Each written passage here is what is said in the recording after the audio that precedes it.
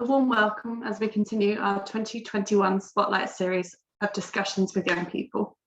The Duke of Edinburgh's International Award is committed to engaging purposeful conversations and to ensure that all young people have the opportunity to elevate themselves through the award and benefit from non-formal education and learning and the development that it fosters.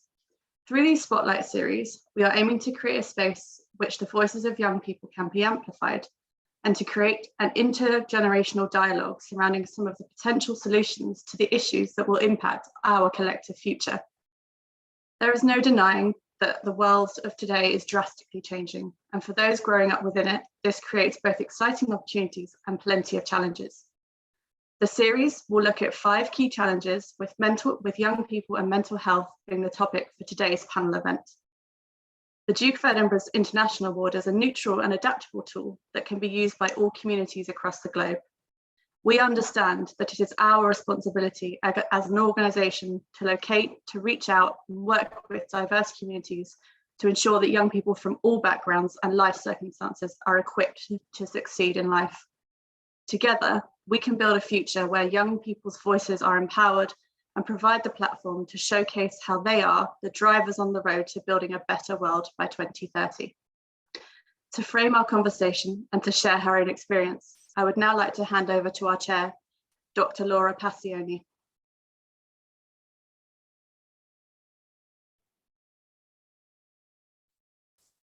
Thank you very much, Melissa. I'm Dr. Laura Passioni, and I'm a child and adolescent psychiatrist from Toronto, Canada.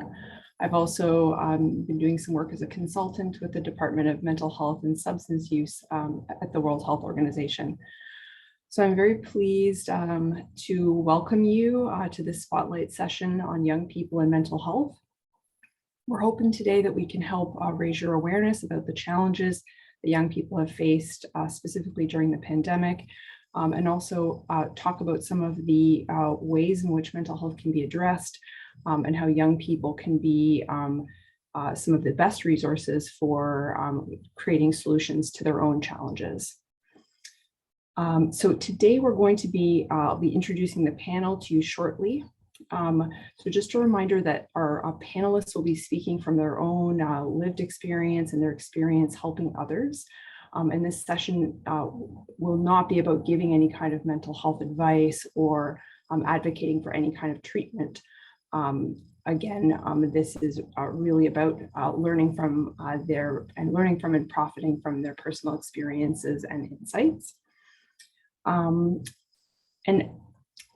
just to get things started, so I think we'll talk a little bit about first the challenges that young people have faced. And it's clear there have been impacts from the COVID-19 pandemic in terms of the health and mental health of people globally. And it's important to think about the impact on young people.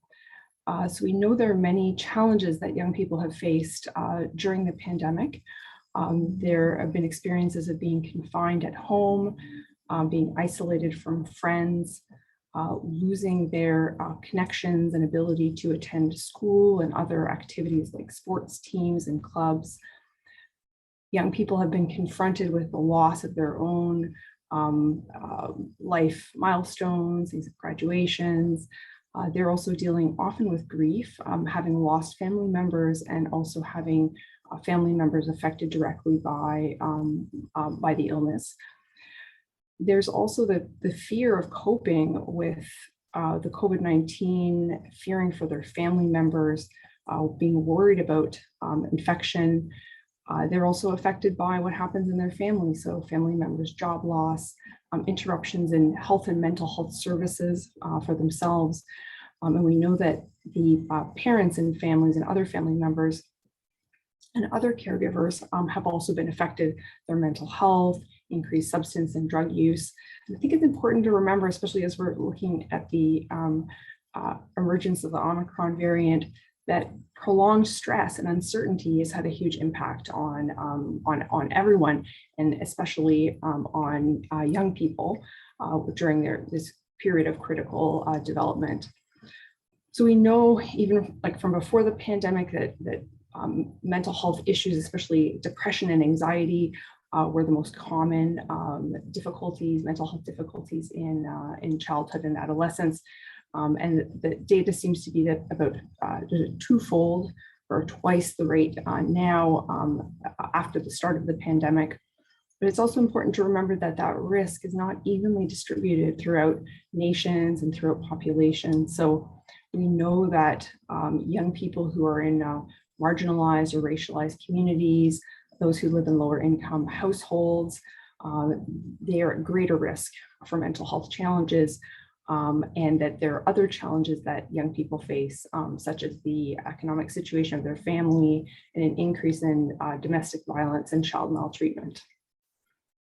It's also important to remember that while many youth have been negatively affected, there are also many youth who are resilient. And so we're happy to hear today about some of the stories of resilience and what are some of the ways that mental health can be improved during the pandemic, and how this can actually be the starting point for discussions on mental health and thinking about, as we move forward, how do we build back better systems and create better networks and better ways of coping than even before the pandemic. So quite an opportunity for us here. So I'm excited to introduce you to our panelists. They come from countries across the globe. And I'm going to be, I'll just mention each of them, and I'm going to invite them to introduce themselves just very briefly. And then we're going to be talking to them about mental health. So we would like to hear from each of you. What do you feel is the most important, or what area of mental health is most important for you at the moment?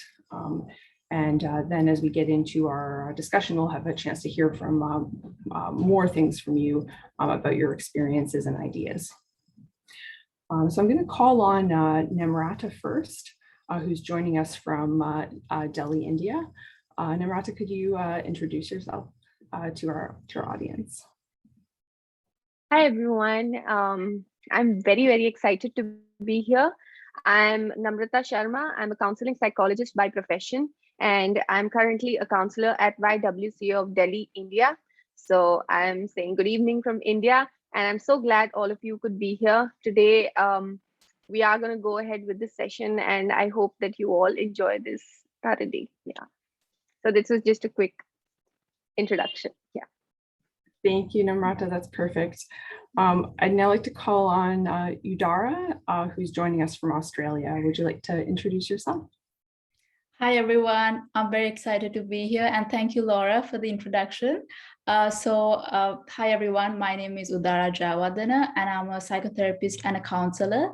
I'm currently registered with the Psychotherapy and Counseling Federation of Australia, which is also known as PACFA. I'm also the founder of MindClimb. Through MindClimb, we conduct several workshops and awareness programs and discussions aiming towards creating more mental health awareness in the society. So yeah, that's pretty much about me. Thank you very much, Udara. And I'd like now to call on Hannah, who's joining us from Nova Scotia, Canada. Thanks, Laura. Hi, everybody. My name is Hannah Jackson. I am from Canada. I am currently a forever student pursuing sociology and hopefully one day social work. I have written a book on photography and mental health and how individuals across my little province have overcome their mental health struggles, and it's all captured in a book. I also work for the Duke of Edinburgh program currently, and I am very excited to be here. Thank you very much, Hannah. I'd now like to call on Declan, who is joining us from Australia. Declan, if you could introduce yourself, that would be great. Thank you. Thank you. Welcome to my world of autistic world, because the COVID-19 pandemic and the lockdowns have opened up a world of awareness on my world according to autism. I'm Declan O'Hare from Sydney, Australia. I have autism, ADHD, OCD, dyslexia, and anxiety stress disorder, all defined by the American Bible of Mental Health Disorders, called the Diagnostic and Statistical Manual of Mental Disorders. The DSM, for the most part, has sentenced sort of me to liposocial isolation, sort of condemn my neurodiversity to define me as a social deviant, and silence me that I do not have a voice, being defined only by the higher social beings of thought processing of neurotypicals. This revered book of psychiatry has made me invisible. It has robbed me of my cultural identity, where my existence in Australia has been defined by collaboration of American psychiatrists, empowering my government and the education system to set disability standards for my needs. The pandemic has thus put a spotlight on my autistic lifestyle on a daily basis, where for the most part I've lived in social isolation and lockdown for all my 24 years, condemned by the ignorance of society. Thank you. Thank you, Declan. We're very happy to have you around the table, and we're happy to have you represent even greater neurodiversity, and we're happy to hear your perspectives. So I'd now like to call on Bibi, who's joining us, another panelist from Canada. Go ahead, Bibi. Hello, everyone. My name is Bibi Hakim. I'm currently a legislative assistant to a Canadian member of parliament. I'm also the award holders for bronze, silver, gold, and commemorative diamond awards with the Duke of Edinburgh's award. I've created a policy proposal that has found its way in 3 national party platforms for inclusive, accessible, and affordable mental health care. And it's found its way into our throne speech and now waits to be debated on the House of Commons floor. I'm hoping with the passing of this legislation that we are able to help more Canadians access mental health services across Canada. Thank you. Thank you very much, Bibi. And now I'd like to call on our final panelist introduction, and that's Christopher, who's joining us from Michigan, and in terms of his background, I believe was raised in Bermuda. So go ahead, Christopher. Yes, thank you, Laura. Hi, everyone. I'm Christopher. I am currently at school at Eastern Michigan University, but I was raised in Bermuda. I'm a psychology student currently in the Applied Behavior Analysis program / certification. Most of my recent work has been through a wellness center in Bermuda called Solstice, where they've developed a research-based social skills and empowerment group therapy for children across all ages. And currently I'm aiding in the startup of a new autism collaborative center here at my university. Also, I wanted to mention that. I also wanted to mention that I'm currently in isolation with COVID, so my voice is a bit shaky, but feeling great. All right, thank you very much, Chris. And sorry to hear that you are joining us from isolation, but we're really happy to have you. And I think, again, it really brings to the forefront the impact, even immediately right now, to our panelists. So thank you, everyone, and welcome to all of our panelists. We're grateful for you for joining, and we're interested to hear more about your perspectives. So we're going to start off, we'll go through a couple of themes in our discussion today, but we're going to start off by talking about experiences over the last 2 years of the pandemic. So we'd like to hear from you about how you feel that the impacts have been on youth, on yourself. And we're also thinking about, has the last 2 years exposed new mental health challenges maybe that we can keep in mind when moving forward? So kind of what can we learn? What are the impacts? And then what can we learn from those impacts? So to get things started, we'd like to kind of have an open conversation. So I'm welcoming all the panelists to put up their electronic hand if they want to add to the discussion.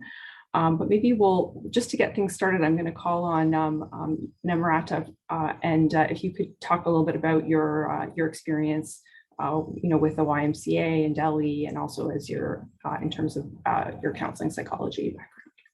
Yeah, thank you, Laura. Yeah, I think to lay the foundation of to actually understand what all of us went through, not just whom we've been interacting with as mental health professionals, but ourselves also. We have been struggling with a lot of issues. Primarily, the isolation had just, it was the number one thing that hit every single person. So I work in the area of women empowerment, and I realized that the young girls, they were highly impacted because of the COVID lockdown, especially.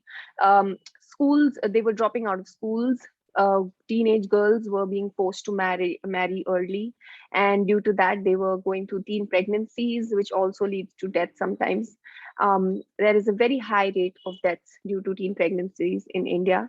Apart from that, I came across a lot of with a lot of young people who were complaining that they were previously suffering from mental health issues, and due to the lockdown, the symptoms kept on increasing, and now they have no way to visit their doctors or counselors. So these doctors or psychiatrists in the hospitals were not actually sitting on their seats, and neither were they able. They were available online. So these young adults or young people were feeling the lack of the support of these mental health professionals, and that's where I felt like it's time that we conduct some group sessions, or just provide services so that they don't need to look elsewhere. And this was one of the major challenges that I saw. Apart from that, I myself am a COVID survivor, and post the experience I have had a lot of anxiety personally. So yes, like I said, it's not just the people that we meet, it's me also, that I have gone through a lot of challenges during the COVID period. Thank you, Namrata. So thinking about our personal experiences and also thinking about the experience of others. And I'm wondering if any of our other panelists would like to comment from their perspective on the impacts, could be personal or about their work or experience with others. Udar, go ahead. Hi, yeah, so actually adding to what Namrata said, I just want to touch upon grief a little bit, because I think everyone is grieving in different ways during this challenging time.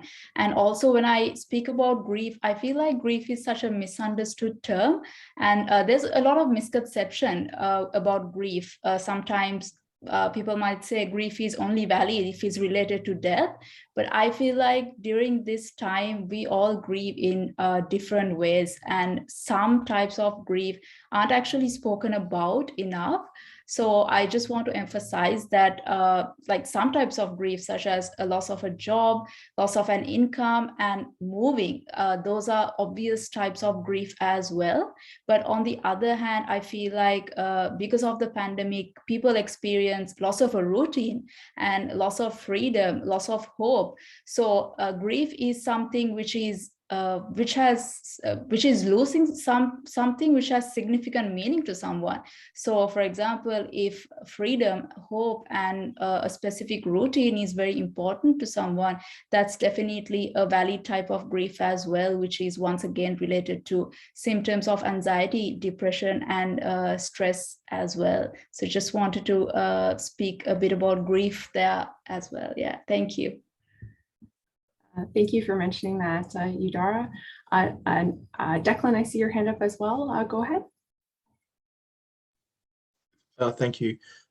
Certainly, from sort of the experiences of the pandemic, I guess speaking from the experiences that I personally had, it was, I mean, I guess whenever I started at university, essentially, my work in terms of how I was able to sort of cope with that sort of process of being able to, going into university, making those transitions and whatnot was particularly difficult, and sort of trying to work my way into that social setting at the university level was difficult, especially in the 3 years leading up to it, because again, trying to sort of function within in the neurotypical world has been very challenging at times.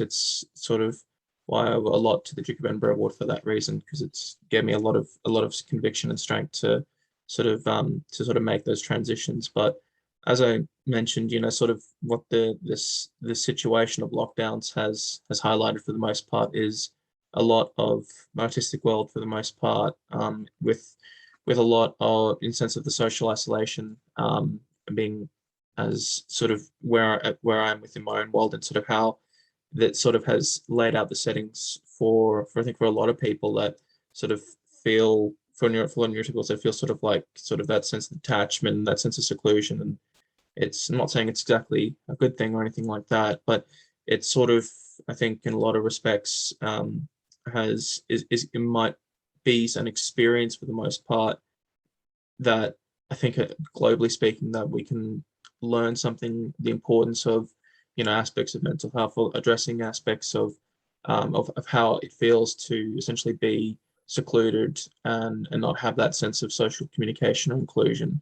And in doing so, I think it paves the way for a lot of potential for the most part that now, because through that sense of empathy that we share with one another, that we're able to sort of forge in a sort of sense of like-mindedness that will sort of push forward with the sort of reforms that need to be made in sort of changing the system for the better, and I guess of mental health globally speaking, not just at sort of national levels where a lot of sort of these changes sort of get stuck and sort of these sort of global ambitions that sort of we have are not able to be fully realized as a result. And I think looking into the future, that we'll always look back at COVID-19 as a human experience of sort of mental health globally speaking, where we all felt that same sense of emotion, that sense of seclusion, that feeling, and we can resonate with that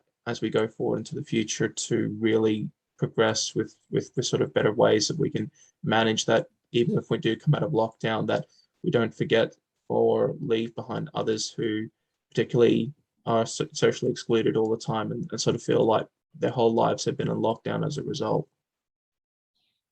Thank you, Declan. I appreciate your comments about inclusion and how the pandemic has interrupted inclusion. And while you were speaking, I was thinking about the fact that many of you have been involved with the Duke of Edinburgh's International Award and how that has provided an opportunity for inclusion and connection with others. So I know we have a few more comments, and then I'm going to be asking you also to think about how our experiences have been different across different regions, across different countries, thinking about how the pandemic has affected youth in your own country or region. So I'm going to call on Christopher next. Christopher, go ahead. Thank you. So for me personally, at the start of the pandemic, I was a senior in high school, and now during this time, I'm like gearing up to graduate from college. So personally, it was a really tough period, just because during that time, I was going through really key transitions, but also listening and being around my peers. In Bermuda, there was a strong sense of like missing out. There's a lot of peers my age, and even here in Michigan, that feel that they've just missed out on the good times of their life. Like they feel like they have to just move on. Like they just have to like forget it and move on and get to the serious business, basically, which is entering the workforce, doing things that they normally wouldn't want to, but feel like they have to, and basically just sucking up the fact that they missed out on like the fun part of their life, 2-3 years of supposedly supposed to be enjoying your life. And I feel like for me, I get sucked into that mindset a lot, and others, I can speak a bit louder. So others get sucked into that mindset, and I just feel like that's only like a recipe for disaster, so to speak. I know it's hard to look outside of that, and it's pretty dark to think like that, but I just think that being able to show that there is balance and being able to have fun and still being able to include your peers and things, while also getting down to the serious business, could go a long way for myself, other people that are like coming out of this pandemic mindset and just trying to move on with their lives. Thank you very much, Christopher, for your perspective. So thinking about all the losses that that young people have experienced, and also ways people have found to compensate for that in some way, or to feel connected with others through their experiences. Bibi, go ahead. Thank you, Laura. And I couldn't agree more with Christopher and Declan. I think with the pandemic, it's been hard.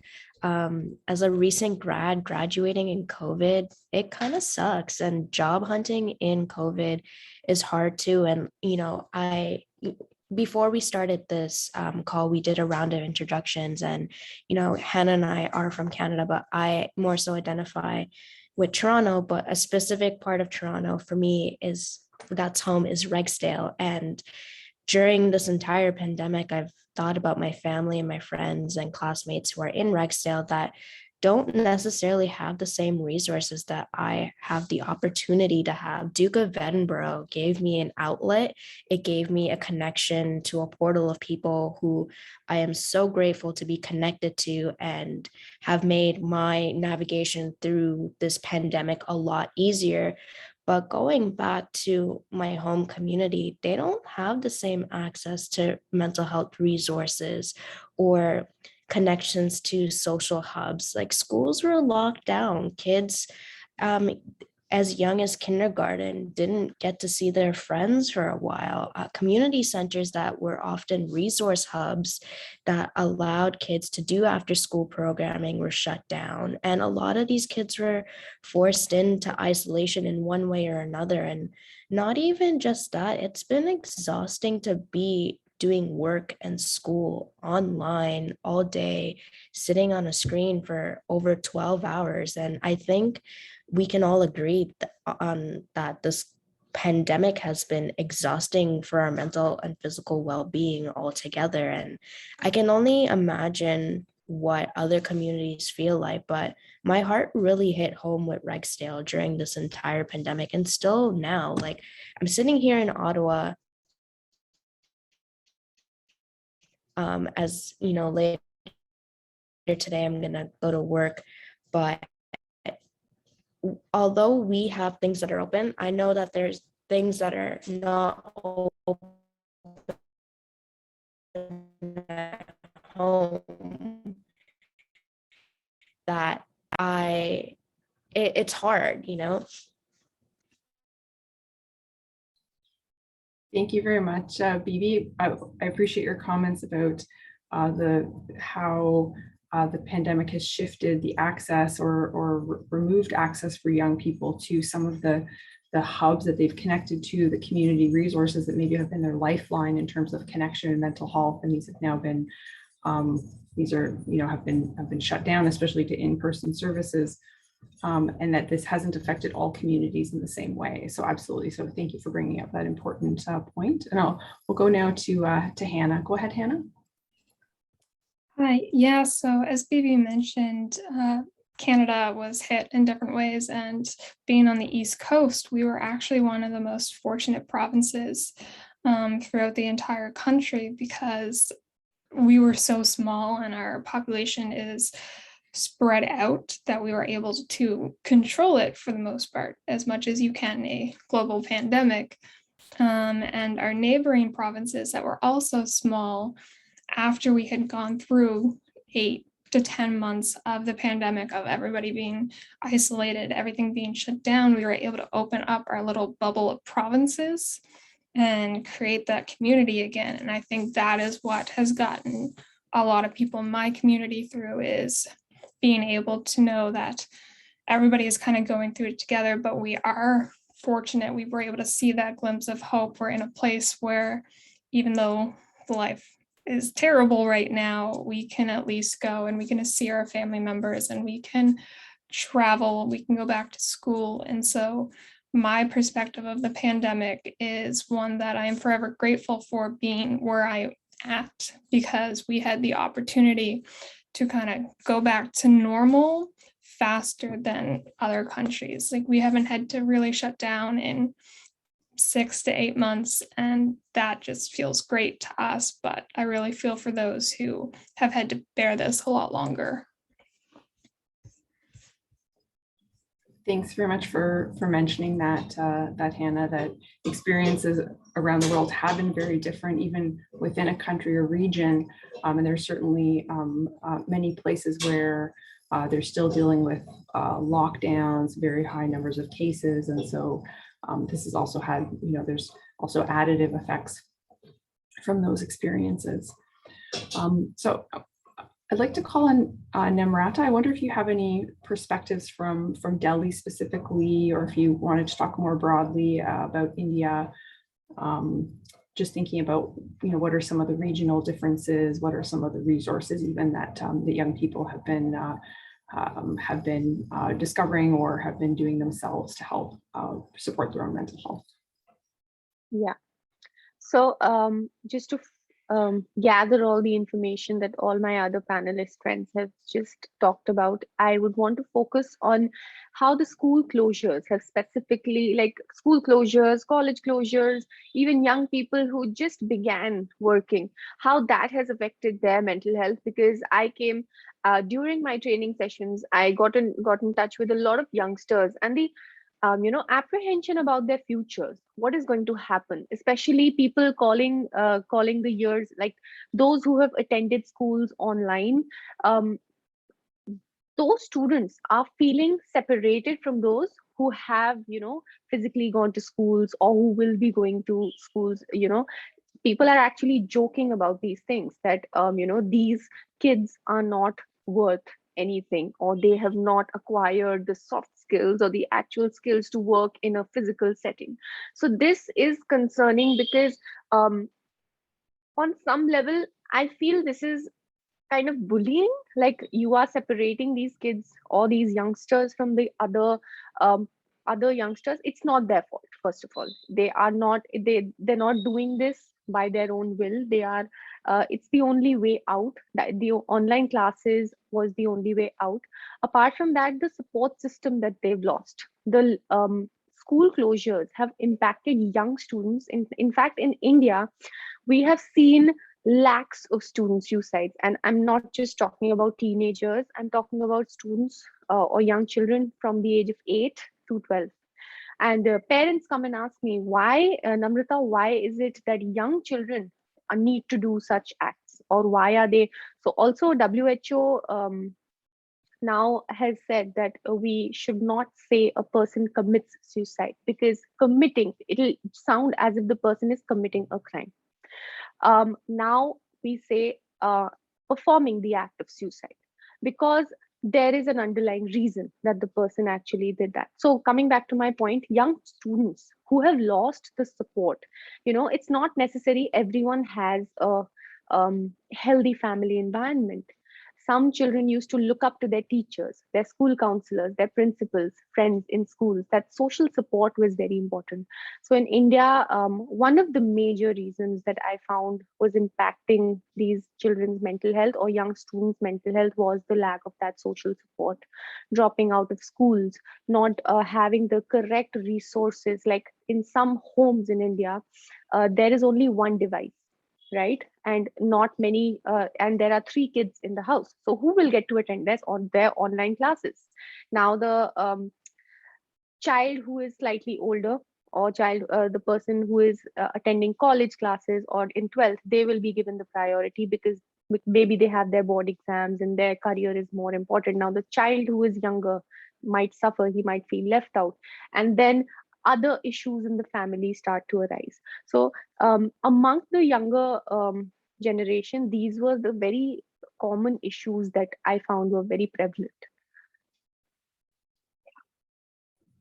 Thank you very much, Namrata. I also appreciate you mentioning the impact of stigma and discrimination, and how there can be stigma or negative attitudes directed toward those who are affected by the pandemic, in terms of whether they were able to attend in-person classes or not, and also reminding us that the impact is different on people depending on their level of resources. Like you mentioned, there are young people who may be excluded from school because there's not a device in the home for them to engage with their online learning.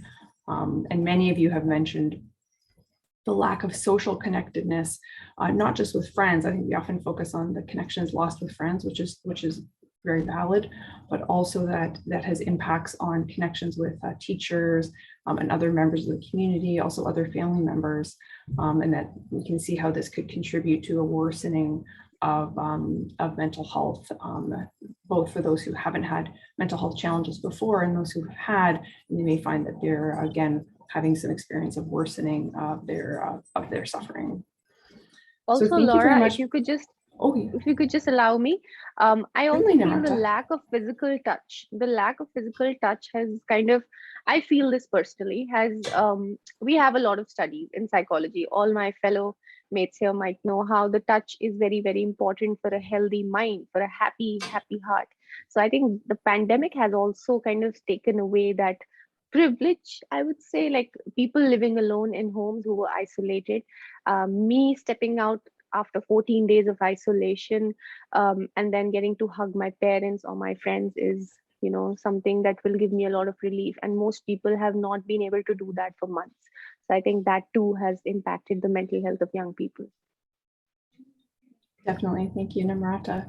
So we'd like to switch gears a little bit now and talk about what are some either solutions or thoughts that you have about how the pandemic has brought certain issues that we've then either how are these challenges being met either by yourself personally or in your communities. So thinking about how are young people coping with the challenges that the pandemic has brought.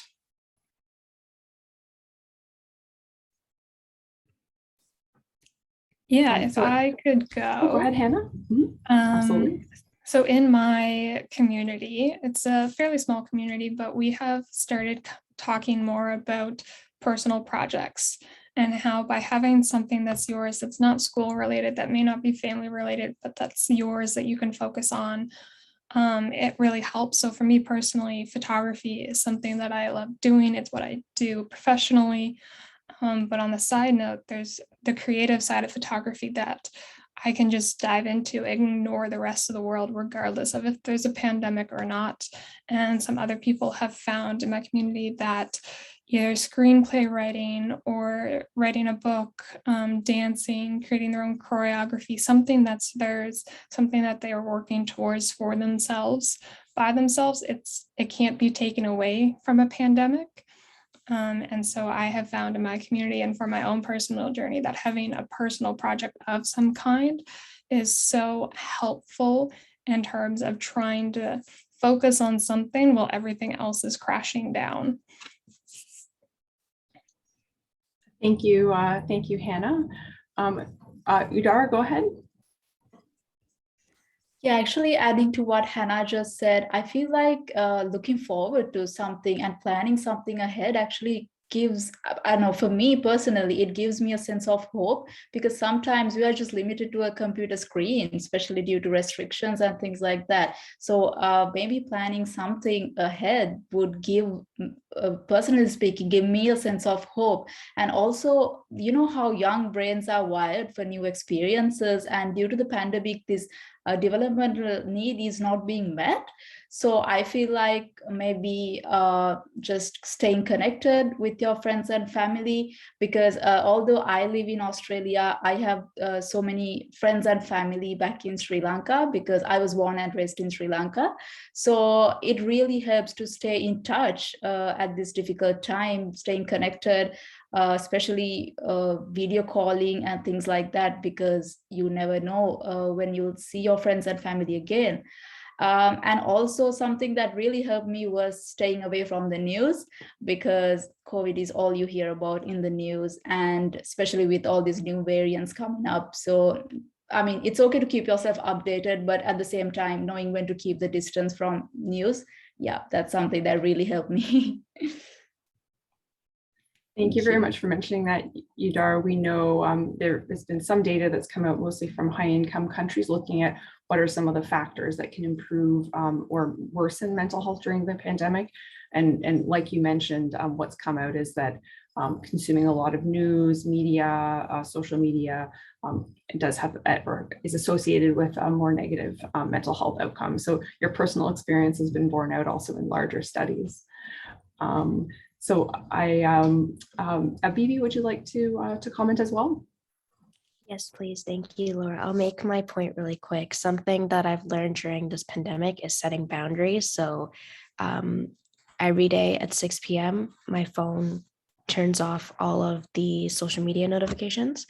So I'm no longer able to see that until the next morning. And I agree with Hannah, like finding an activity that you enjoy and that gives you that break from that screen time. So aside from my 6 p.m. social media boundary, I also spend a bit of time doing paint nights. So I'm looking forward to doing a paint night with my roommates very soon. Thanks, Bibi. I appreciate your personal 6 p.m. social media curfew. I think that's really wonderful. And Christopher, you have something you'd like to add as well? Yeah, just really quick. So like in Bermuda, the economy is really business oriented, like international business and things like that. And before COVID, a lot of Bermudian artists, they didn't get the recognition that they deserved because it wasn't seen as a moneymaker. But I am actually pleased to see that there are, like, for people that are my age and like younger in 20s, 30s, and even like people that are 12 and around those ages, we see a bigger push to Bermudian artists. So people in music, people in poetry and art and makeup in the beauty market. There's a bigger limelight on them. This just happened out of COVID, and people are seeing that this is an actual profitable sector in our economy. So I'm just excited to see new artists that are coming up. There's a big onus on artists in Bermuda currently. Thank you very much, Chris. And I'm wondering, Declan, would you like to comment a bit about your experience personally with the award? And we know that the award, there's many things that are involved, including there's physical activity and social connection. Wondering if you could comment on some of those things that could also be important for mental health. Certainly, with respect to trying to approach mental health on understanding the individual and not sort of looking at sort of, because I think for the way that the Duke of Edinburgh Award is structured provides an opportunity to operate outside institutional sort of regulations, in the sense like we have a school and whatnot, formal means in which people have to go through a certain process or their understanding is applied to them. Duke of Edinburgh gives you that individual identity because it allows you within certain parameters, of course, but to forge your own path, to forge your own way and to work within your experiences and within your challenges, to essentially arrive at, I guess, sort of what your so to overcome the challenges that sort of are sort of pervasive in your life. So, for instance, for me with autism, for the most part, is dealing a great deal with uncertainty, which has really been a significant aspect of this pandemic, is how life as such, the fragility of it can just can shatter really over a matter of months, given sort of the rate in which this pandemic spread. And for me particularly, it was learning to transition into that I had to sort of recall upon skills that I had developed throughout my time in the Duke of Edinburgh Award, being able to adapt to certain hurdles that I had no idea that were coming ahead, and that I needed to find a means to be able to work through. And in doing so, it gives me a sense of reinforced confidence for the most part, that despite sort of whatever challenges presents itself in one's life, that given if you allow the individual to work within sort of their own boundaries and sort of how they can function in certain contexts, like for myself with my autism, how I can adapt to a certain situation, that ultimately that they would get to that objective of and success at the end of the day, rather than sort of trying to work it within a set of guidelines or set of guidelines that are formally formally established. And then that's particularly what I think has come from the award in my experience, and why it has made such a significant impact on me is because of the individual liberty that it gave me to establish myself, who I am, and at what pace that I can work best with, which is, I think, in the context of mental health, is vitally important, because mental health is not something that simply is a one size fits all sort of category. It varies from person to person in a sense. I often say to know someone with autism doesn't mean you know autism. So I would not say that one person with autism is exactly the same as me as an autistic, because that's not the case. We all think differently, and it is all just a different way of looking at the world. And I think that applies to any mental health, really, when it comes down to any individual, that we need to focus on the individual in terms of mental health and individual understanding, because that way we can really get to know sort of them as and sort of with their challenges on how they can overcome those challenges. And again, that's what particularly the award, I think, is should be prized, and is that capacity to do that. Thank you very much, Declan. So we've heard from our panelists in terms of solutions about the importance of creative projects, personal projects, finding opportunities for self-expression, whether that's through art, writing, visual arts. The idea of the importance of planning ahead, knowing you have things to look forward to. We've heard about the importance of staying connected through calls and video calls with people that you care about, friends and family members you might be isolated from.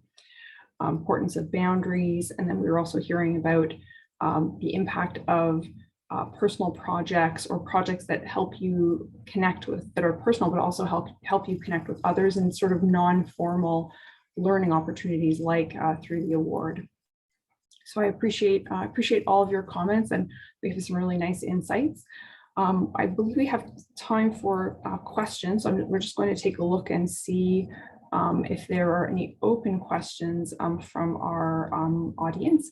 And we welcome the audience to post questions through the Q&A feature. So we have comments about the impact of stigma and taboos. I'm just wondering if you have any other questions that our audience would like to comment on, or any points they wish to emphasize, or any questions that they have for our panelists.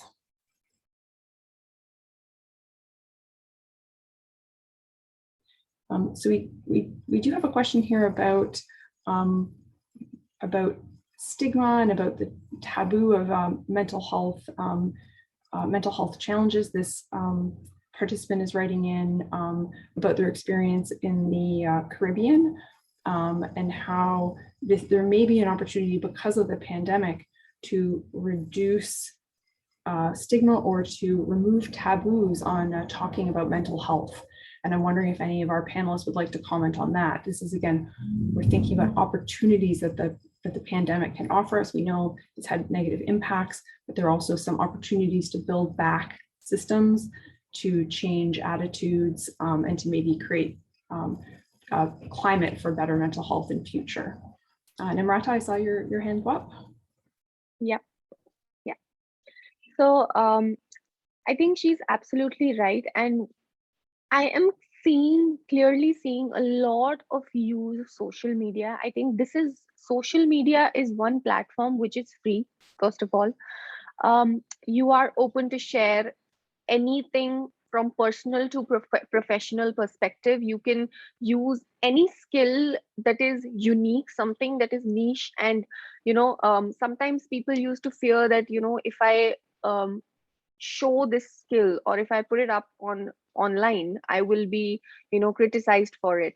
So the similar thing is happening with mental health. Earlier, like 10 years down the line, when I was like not 10 years down the line, but when I was doing my graduation, my counseling professor, she told me that 10 to 20 years down the line, this profession is going to be in very high demand. But we did not know what was the, what could possibly happen. None of us could actually imagine what could possibly happen. But I think it was the first of all, people keep complaining that social media exposure is causing mental health issues. This is happening, that is happening. But what if we look at it from the other way? There is also a positive side. So, like, coming back to my point, the youngsters, they are very much familiar with all sorts of tools on social media, and I've seen so many new professions coming up. Because, like, me personally, I think all of my panelists would agree that mental health is best done when it's done face to face, right? Our clients feel more connected to us when the sessions are done in person. But we suffered the most. And I've seen IT people flourishing so much because most of their job is online. They can do everything, sitting at home. And there are so many other professions that have come up. So I highly encourage all the youngsters here to go online, search, follow, talk to people who have developed, new kinds of skills that will be required in the future. And yeah, because I think on doing stuff online will be the new thing in the future. It still is, but I feel in the coming future it will be in very high demand. So I'm not sure whether I could put across my point, but yeah. No, I think your point is well taken, Namrata, and also that, again, social media is about how it's about how we use it. So there's data showing that if it's used for connection and communication with people it has a very different impact, potentially a positive impact compared to scrolling and reading posts from people that you're not otherwise connected to, or consuming a lot of news media about the pandemic would definitely have a different impact than using it to communicate with people you're close to. I think we have time for a few more comments. Udara, go ahead. I can actually relate to it because through my platform MindClimb, we conduct a lot of online awareness programs and discussions. And due to the pandemic, we couldn't actually go out there and conduct physical workshops and physical sessions. So I feel like the pandemic actually gave a bit of an opportunity, because at this time, everyone's actually using social media most of the time, and everyone's turning into online platforms for support systems and for mental health support. So I feel like there was an advantage, as in this is like a shared experience, that everyone's going through. So that also makes people feel like, okay, we are all in this together. So sharing that shared experience online and connecting with the rest of the world was actually easier due to social media, but definitely it has its good and bad both. But I feel like that was an opportunity that I wanted to put across from my own platform, MindClimb. Thank you, Udara. And Bibi, you have some comments. Maybe you can round out our discussion. For sure. So my parents are Guyanese, so they're from the Caribbean, and something that I've seen not so positive with the rest of my fellow panelists, but I think COVID has shone a light that mental health exists in our community, but we just never knew how to deal with it. And it's provided an opportunity to kind of learn more about it, but it's still highly stigmatized in our community. My parents don't understand what anxiety or depression is, but we tend to use those words a lot. So even though, it's been a hard 2 years living in Rexdale and in Canada and all of these lockdowns, other parts of the world and other communities are still a slow finish to the finish line, but there's still a possibility of them learning and getting there with the rest of the world too. It's just a matter of time, and I think COVID has really done that for our community. Thank you very much, Bibi, and maybe we can have some final comments from Declan before we wrap up the session. Thank you.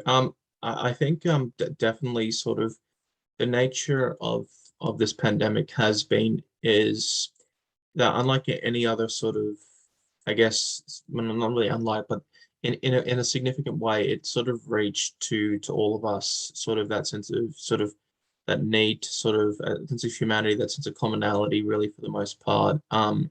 Especially when it comes to sort of mental health, especially when it comes to sort of the social consciousness, and really has brought us together in some aspects, in the need to discuss these issues, the need to be open, sort of the capacity to talk to somebody has become so. I mean, if I was speaking to you in 2019, it's unfathomable to think that we would be restricted like this, and we couldn't go up and we couldn't talk to each other. And it's often a thing that we take for granted, is these connections and being able to discuss these things. And I think that in what we've learned from this pandemic is that the challenges, the fortitude that everyone has gone through, that it will give us an opportunity to be more transparent, more open to one another.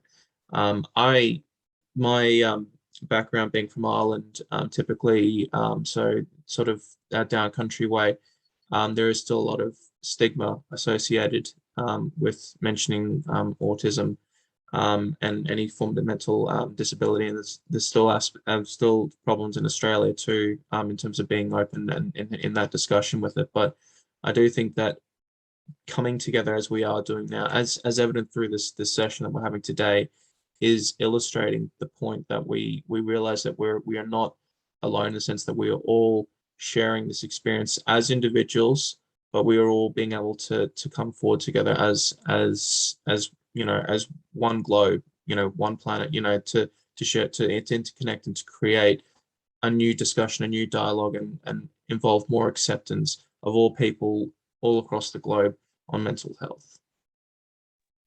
Thank you very much, Declan. So I'd like to extend a thank you to all of our panelists for their thoughts and insights. Certainly we've raised many challenges, but also it's important to hear from young people who are able to define some of the opportunities and potential solutions to some of the challenges the pandemic has brought to us. From all of your comments talking about the impact of the pandemic, I think you've highlighted what are some of our needs as human needs that cut across cultures and cut across age brackets, and that's our need for social connection, our need to belong, our need to be able to access our networks and communities, communicate with others, feel connected to others, and then for us to have the resources to be able to support our own mental health, which has been undermined by the pandemic. Many of you have highlighted how it's been different in different parts of the world, even within the same country, it's been different. And these are many factors affect how the pandemic has impacted people, including gender, including income, including other marginalization, whether mental health is something that can be talked about or is it taboo in a culture.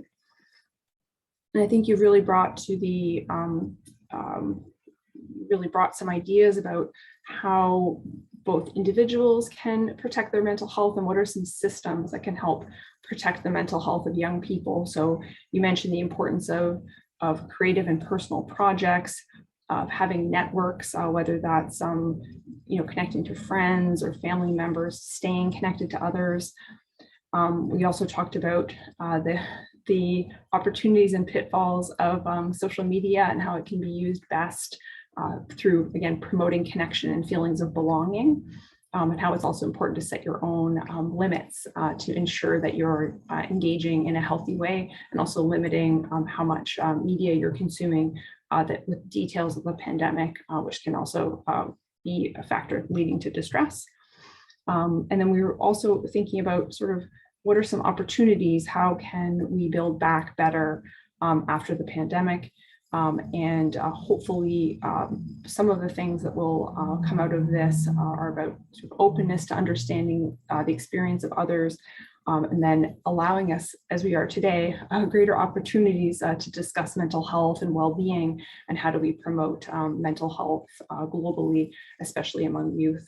So I'd like to thank again our panelists for their participation. We're really grateful to all of you for sharing your perspectives. Thank you very much.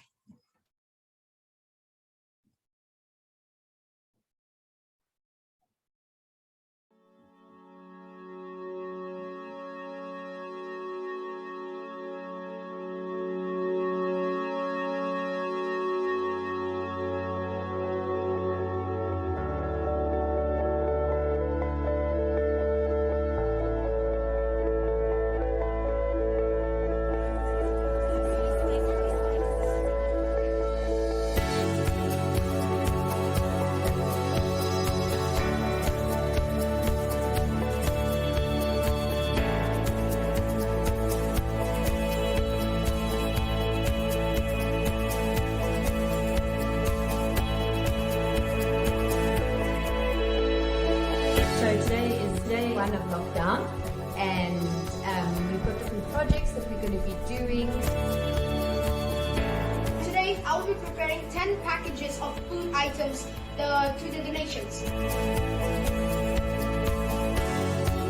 We're going to be planting zucchini, butternut squash, thyme, parsley. And you'll need your glue, you'll need your scissors, and a bit of creativity. We want to see you progress.